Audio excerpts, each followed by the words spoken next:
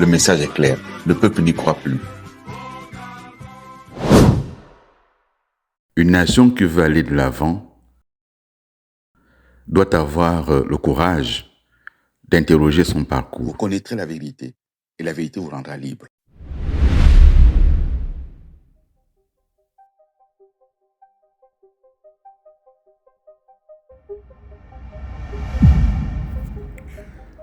Au-delà de ces épisodes que l'on pourrait considérer comme des éléments internes au Parti démocratique gabonais, il y a aussi cette année 2015 qui connaît des événements marquants. Parmi ces événements, il y a le décès d'André Borbam. Ça a été un moment très fort, un moment très intense au plan émotionnel, mais également un moment très délicat à gérer au plan politique. André Borbam, après l'élection de 2009, était devenu l'une des principales figures marquantes de la politique gabonaise. Il avait eu le génie de son positionnement, il avait eu le génie de créer l'Union nationale en allant chercher ceux qui, auparavant, auraient pu être considérés comme ses adversaires, ses ennemis politiques. Zakari Miboto, principalement. Mais aussi, il avait réussi à associer à cette démarche Casimiro Yemba, Jean Yeguindon, Paulette Missambo, Pierre Claver Zengebom et quelques autres. Et là, 2009, forte contestation, suivie par l'épisode du PNUD, suivie par la déclaration du gouvernement qui en faisait quasiment un traître à la nation. Il était accusé de haute trahison, suivi de la dissolution de l'Union nationale. Et en fait, André Borbam par la suite, qui est atteint d'une maladie sur laquelle il y a tout un mystère, entre dans une forme de démarche quasi christique, où il y a des foules entières qui prient, qui espèrent, et c'est sur ces entrefaits qu'il part du Gabon, dans des difficultés. On apprendra qu'il serait allé en Afrique du Sud pour se faire soigner. De l'Afrique du Sud, il ira dans d'autres pays africains, la Tunisie, le Niger parfois. On a même parlé d'un épisode à Rome.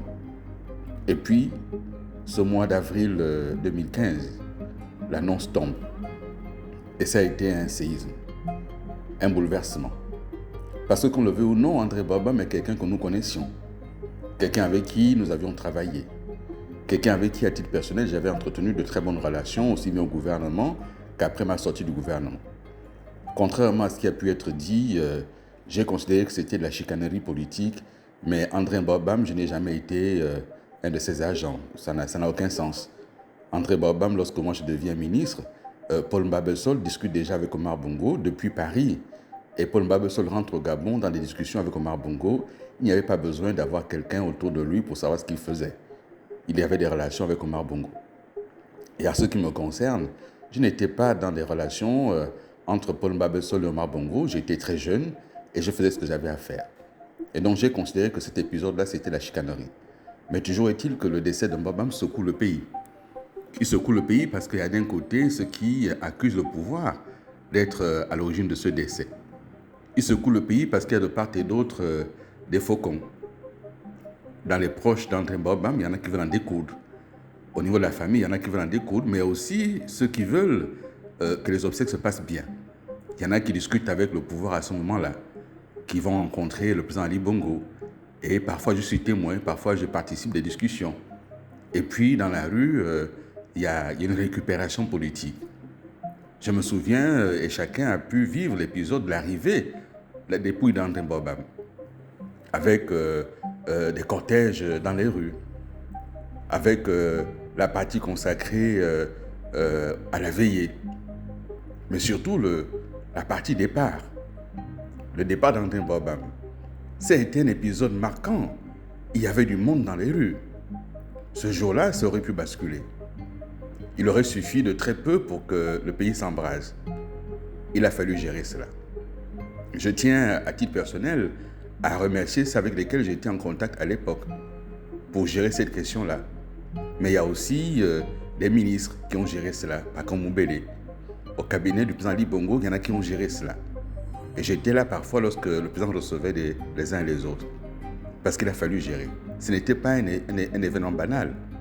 C'était la disparition de quelqu'un qui, s'il avait été en vie, aurait été le principal adversaire pour 2016. Et puis, c'était un compagnon d'Ali Bongo.